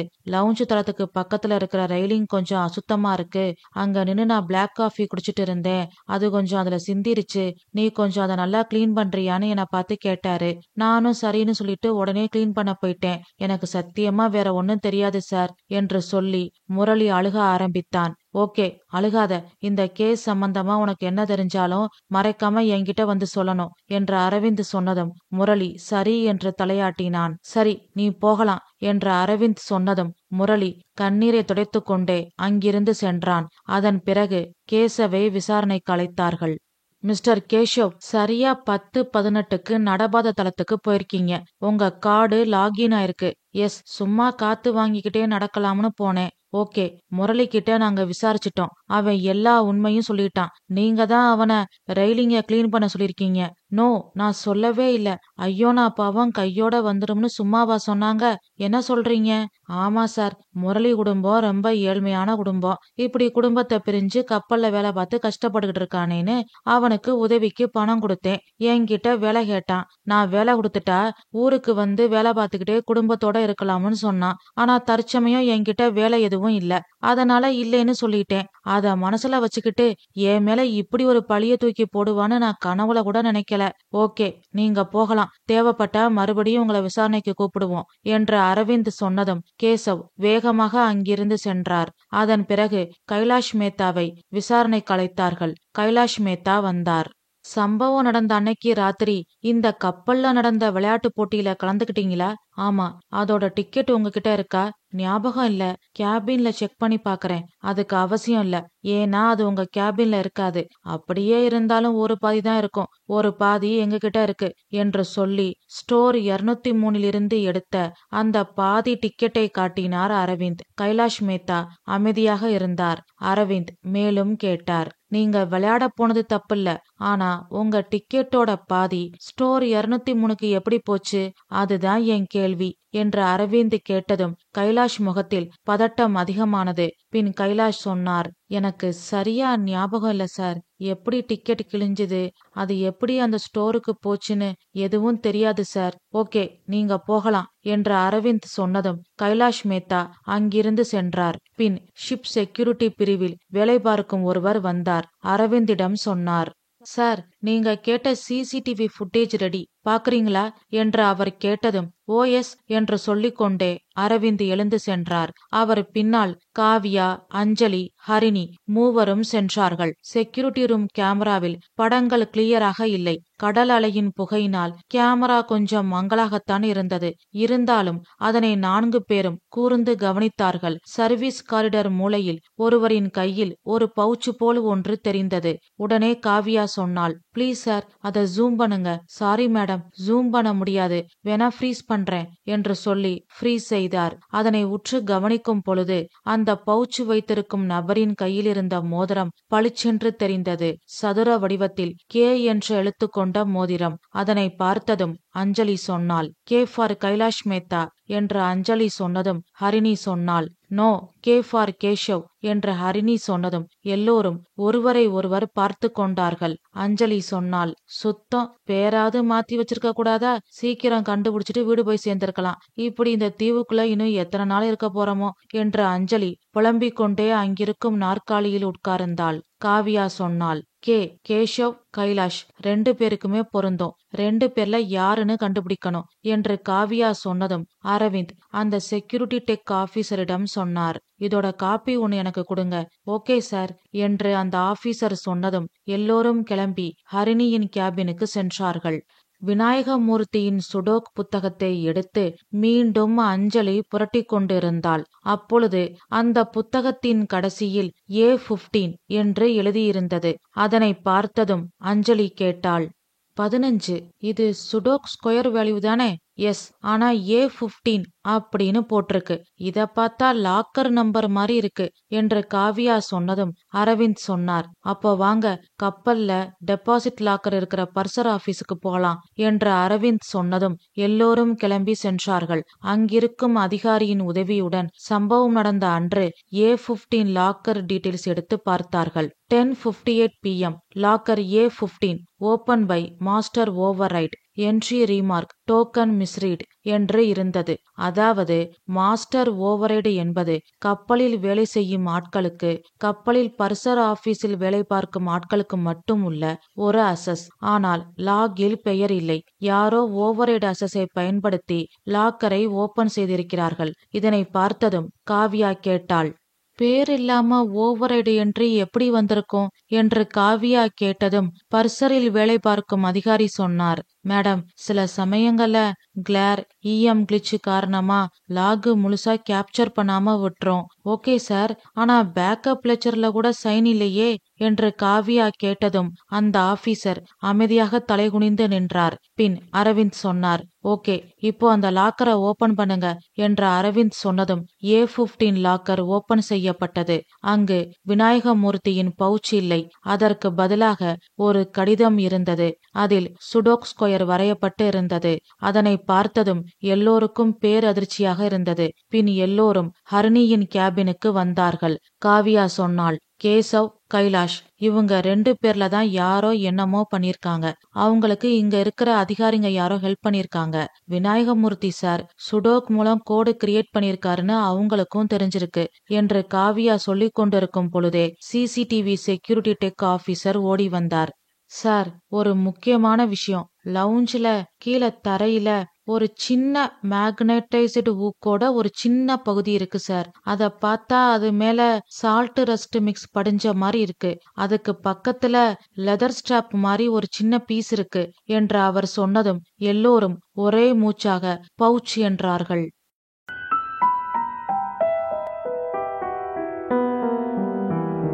அத்தியாயம் 5.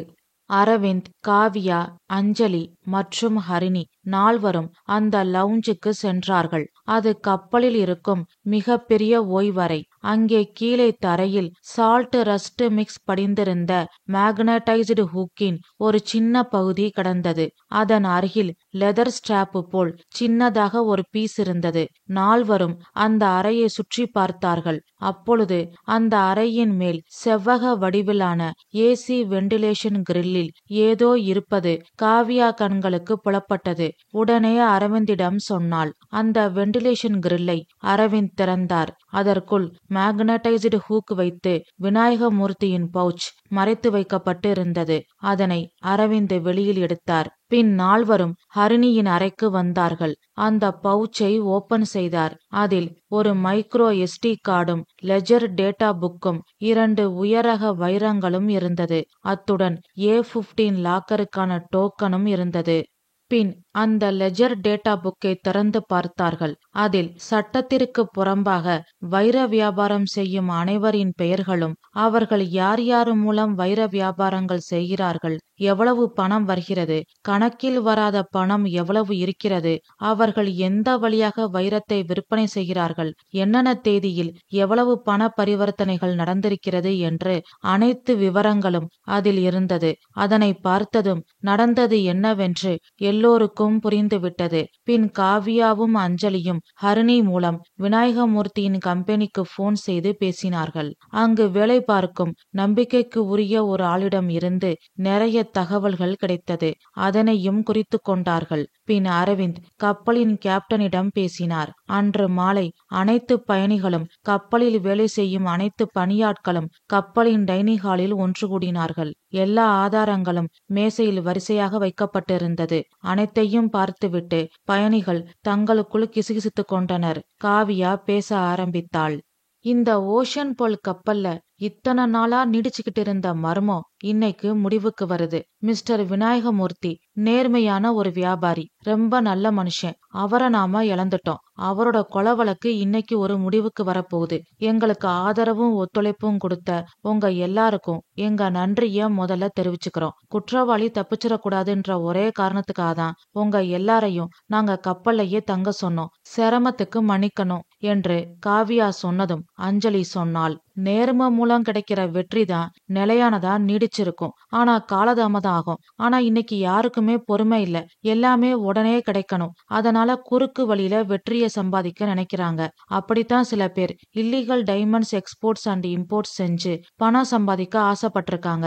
அத ஆசைன்னு சொல்லக்கூடாது, பேராசைன்னு தான் சொல்லணும். அத பத்தின எல்லா டீட்டெயில்ஸையும் விநாயகமூர்த்தி கலெக்ட் பண்ணி வச்சிருந்தாரு. அவங்கள சட்டத்துக்கு முன் நிறுத்தி நீதியை நிலநாட்டணும்னு ஆசைப்பட்டாரு. அது நடக்க கூடாதுன்னு தான் அவரை ஒரு சில பேர் இப்படி பண்ணிட்டாங்க என்று அஞ்சலி சொல்ல சொல்ல அந்த கடற்கரை காற்றிலும் கைலாஷிற்கும் கேசவிற்கும் வியர்த்து கொட்டியது.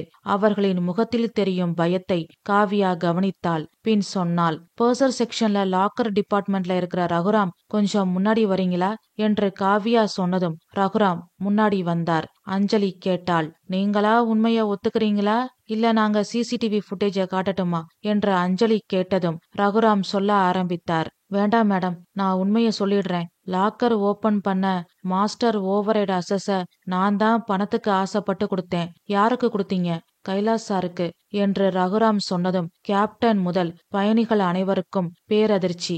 எல்லோரு பார்வையும் கைலாஷ் பக்கம் சென்றது. கைலாஷ் தலைகுனிந்து நின்றார். காவியா மேலும் சொன்னாள். மிஸ்டர் கைலாஷ், நீங்களே உண்மையை சொல்றீங்களா, இல்ல நாங்க சொல்லட்டுமா என்று கைலாஷை பார்த்து காவியா கேட்டாள். ஆனால் கைலாஷ் அமைதியாக வாயை திறக்காமல் இருந்தார். அஞ்சலி பேச ஆரம்பித்தாள். ஓகே, எங்களுக்கு டைம் இல்ல, நானே சொல்றேன். நீங்க ஜுவல்லரி ஓனர் பினான்சியர் மட்டும் இல்ல, இல்லீகல் டைமண்ட் எக்ஸ்போர்ட்ஸ் இம்போர்ட் செய்யறதுல மிக பெரிய ஆளு. உங்களோட எல்லா டீட்டெயில்ஸும் இதுல இருக்கு என்று அஞ்சலி சொன்னதும் கைலாஷ் கேட்டார். ஆமா, நீங்க சொல்ற மாதிரி நான் டைமண்ட் பிசினஸ் தான் பண்றேன். அதுக்காக நான் தான் விநாயகமூர்த்திய கொலை பண்ணியிருப்பேன்னு எப்படி சொல்றீங்க? அதுக்கு என்ன சாட்சி? இது ஒரு நல்ல கேள்வி சார். ஆனா நீங்க தான் விநாயகமூர்த்திய கொலை பண்ணீங்கன்னு நாங்க சொல்லவே இல்லையே. நீங்களா தான் இப்ப சொன்னீங்க என்று அஞ்சலி சொன்னதும் கைக்குட்டையால் முகத்தை துடைத்து கொண்டார் கைலாஷ் மேத்தா. அஞ்சலி மேலும் சொன்னாள், இதுக்கு பேர்தான் போட்டு வாங்குறது, கிவ் அண்ட் டேக் பாலிசி என்று அஞ்சலி சொன்னதும் பயணிகள் அனைவரும் சிரிக்க ஆரம்பித்தார்கள். பின் காவியா சொன்னாள், ஓகே, நடந்தது என்னன்னு நாங்களே சொல்லிடுறோம். விநாயகமூர்த்தி ஆபீஸ்ல உங்க ஆள் ஒருத்தர் வேலை பாக்குறாரு. அவர் சம்பளத்தை விநாயகமூர்த்தி கிட்ட இருந்து வாங்கிக்கிட்டு விசுவாசத்தை உங்ககிட்ட காட்டிக்கிட்டு இருக்காரு. உங்கள மாதிரி ஆட்களோட எல்லா டீடைல்ஸ்களையும் விநாயகமூர்த்தி கலெக்ட் பண்றாருனோ, அத சுடோக் புத்தகத்துல நம்பர்ஸ் கோட்ஸ் மாதிரி எழுதி வைக்கிறாருனோ அந்த ஆள் மூலமா நீங்க தெரிஞ்சுக்கிட்டீங்க. அத உறுதிப்படுத்திக்க விநாயகமூர்த்தி கலந்துகிட்ட ஒரு பிசினஸ் மீட்டிங்க்கு நீங்களும் போனீங்க. அவர் ரெஸ்ட் ரூம் போன சமயத்துல அவரோட சுடோக் புத்தகத்தை எடுத்து பார்த்து உங்க ஆள் சொன்னது உண்மைன்னு கன்ஃபார்ம் பண்ணிக்கிட்டீங்க. என்ன பண்ணலாம், எப்படி தப்பிக்கலாம்னு தீவிரமா யோசிச்சுக்கிட்டு இருந்தீங்க.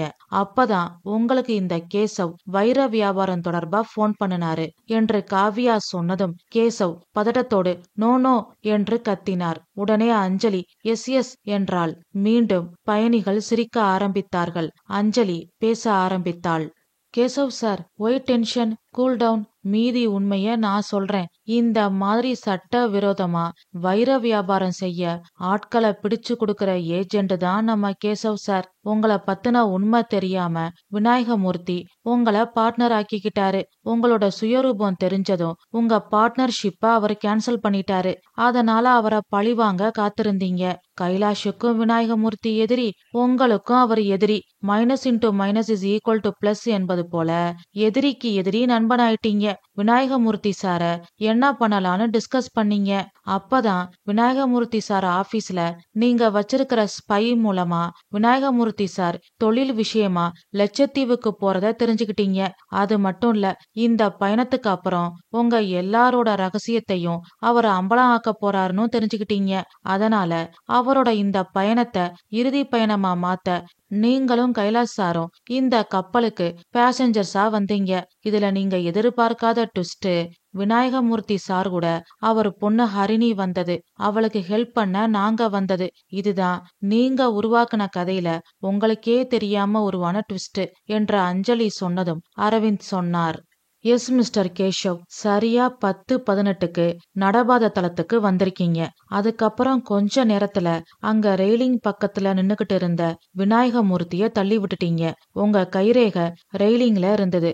அதனாலதான் பிளாக் காஃபி கொட்டிருச்சு, கிளீன் பண்ணிருன்னு முரளி கிட்ட சொல்லிருக்கீங்க. அவனுக்கும் நடந்தது என்னன்னு தெரியாது. விஐபி பேசஞ்சர் சொல்றத செய்யணும்ன்ற பயத்துல ரெயிலிங்க கிளீன் பண்ணிட்டான். அதனால முரளி மேல எந்த தப்பும் இல்ல. ஆனா ரெயிலிங்ல கிடைச்ச பார்ஷியல் ஃபிங்கர் பிரிண்ட் உங்க கேபின் கீழே இருந்த ஃபிங்கர் பிரிண்டோட மேட்ச் ஆயிடுச்சு. அப்பவே எங்களுக்கு தெரியும் நீங்க தான் குற்றவாளி, முரளி நிரபராதின்னு. இருந்தாலும் ஏன் இப்படி பண்ணீங்க, இதுக்கு பின்னாடி யார் இருக்காங்கன்னு கண்டுபிடிக்கத்தான் நாங்க வெயிட் பண்ணோம் என்று அரவிந்த் சொன்னதும் காவியா சொன்னாள். A15 லாக்கருக்கான டோக்கன் விநாயகமூர்த்தி சாரோட பவுச்ல இருக்கு. அவர் இறந்ததும் ரகுராம் கொடுத்த மாஸ்டர் ஓவர்ஹெட் அசஸ் மூலம் கைலாஷ் A15 லாக்கரை ஓபன் பண்ணி பவுச்ச எடுத்துட்டாரு. அதனாலதான் டோக்கன் மிஸ்ரீட் அப்படின்னு என்ட்ரி ரீமார்க்ல இருக்கு. அவரோட நல்ல நேரமோ என்னவோ அவரோட லாகின மிஷின் முழுசா கேப்சர் பண்ணல. அவர் இல்லீகலா அசஸ் பண்ணி லாக்கரை ஓபன் பண்ணி விநாயகமூர்த்தி சாரோட பவுச்ச எடுத்துட்டாரு. எங்க மாட்டிக்குவோமோ அப்படின்ற பயத்துல பேக்கப் லெச்சர்ல கூட அவர் சைன் பண்ணல. ஆனா தப்பு பண்றவங்க எல்லா நேரமும் தப்பிக்க முடியாது. லாகின் என்ட்ரில தப்பிச்ச கைலாஷ் சிசிடிவில மாட்டிக்கிட்டாரு. சிசிடிவி கேமரால அவரோட மோதிரம் பளிச்சுன்னு தெரியுது என்று காவியா சொன்னதும் கைலாஷ் கேட்டார்.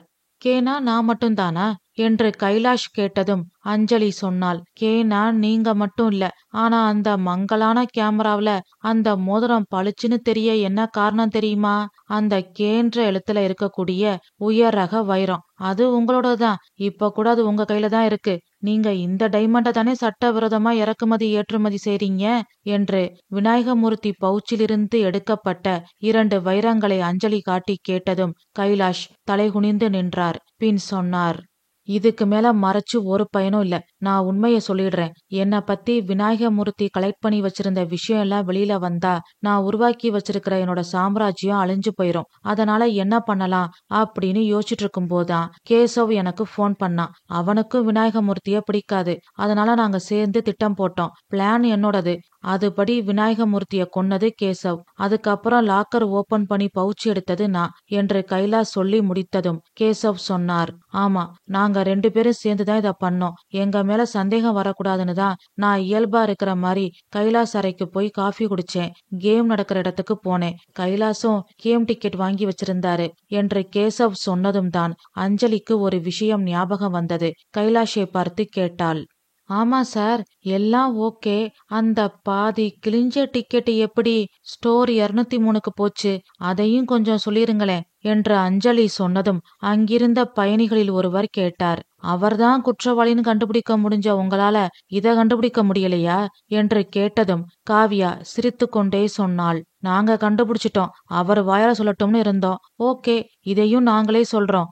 விநாயகமூர்த்தி சார் இறந்ததும் அவரோட பவுச்ச லாக்கர்ல இருந்து எடுத்துக்கிட்டு வந்த கைலாஷ் அந்த பவுச்ச ஒளிச்சு வைக்க இடம் தேடிக்கிட்டு இருந்தாரு. அப்பதான் ஸ்டோர் 203க்கு போனாரு. அங்க ஒளிச்சு வைக்கலாம்னு பார்த்தாரு. ஆனா அங்க கிளீனிங் மெட்டீரியல்ஸ் எல்லாம் இருக்கிறதால ஹவுஸ் கீப்பிங் ஸ்டாஃப்ஸ் யாராவது வருவாங்கன்னு நினைச்சு அங்க வைக்காம வேகமா வெளியில வரப்போனாரு. பாக்கெட்ல வேகமா பவுச்ச வைக்கிற முயற்சியில டிக்கெட் கிழிஞ்சு பாதி அந்த ரூம்ல கீழே விழுந்துருச்சு. அத கைலாஷ் கவனிக்கல. அவரோட கவனம் எல்லாம் யாரு கண்லையும் படாம அந்த பவுச்ச மறைச்சு வைக்கணும். கப்பல் லட்சத்தீவுக்கு போனதும் அந்த பவுச்ச எடுத்து அதுல இருக்கிற ஆதாரத்தை அழிச்சிடணும். அதனால வேகமா அந்த ஸ்டோர் 203ல இருந்து வெளியில வந்தாரு. அப்புறம் கப்பல்ல இருக்கிற மிகப்பெரிய ஓய்வெடுக்கிற அறைக்கு வந்தாரு. அங்க இருக்கிற ஏசி வெண்டிலேஷன் கிரில்லுல மேக்னெட்டிக் ஹூக்கு வச்சு அந்த பவுச்ச மறைச்சு வச்சாரு. என்ன கைலாஷ் சார், நாங்க சொல்றது சரிதானே என்று காவியா கேட்டதும் கைலாஷ் சரி என்று தலையாட்டினார். பின் அரவிந்த் சொன்னார். சோ இந்த வழக்குல முரளி நிரபராதி, கேசவ் மற்றும் கைலாஷ் தான் முக்கிய குற்றவாளி என்று சொல்லிவிட்டு கைலாஷ் மேத்தாவையும் கேசவையும் கைது செய்தார் அரவிந்த். பின் காவியா மற்றும் அஞ்சலிக்கு நன்றி சொல்லிவிட்டு அங்கிருந்து அவரின் டீம் மெம்பர்ஸோடு கைது செய்யப்பட்ட கைலாஷ் மேத்தா மற்றும் கேசவை அழைத்து கொண்டு சென்றார். அதன் பிறகு கப்பலின் கேப்டன் இன்டர்காமில் அறிவித்தார். Attention please ladies and gentlemen, investigation completed. The culprits have been found. Now all passengers can disembark என்று அறிவித்தார். பயணிகள் உற்சாகமாக கரையிறங்கினார்கள். ஹரிணி கண்ணீர் மல்க காவியா மற்றும் அஞ்சலியின் கையை பிடித்து கொண்டு நன்றி சொன்னாள். ஃப்ரெண்ட்ஷிப்புக்குள்ள நோ தேங்க்ஸ் நோ சாரி என்று ஒரு சேர சொன்னார்கள் காவியாவும் அஞ்சலியும். கதை முடிவுற்றது. இந்த கதை நான் எழுதின கதை. இந்த கதை உங்களுக்கு பிடிச்சிருந்தா லைக் பண்ணுங்க, ஷேர் பண்ணுங்க, கமெண்ட் பண்ணுங்க. நம்ம தமிழ் வானொலி சேனலை சப்ஸ்கிரைப் பண்ணாதவங்க சப்ஸ்கிரைப் பண்ணுங்க. மீண்டும் அடுத்த கதையில் சந்திப்போம். நன்றி, வணக்கம்.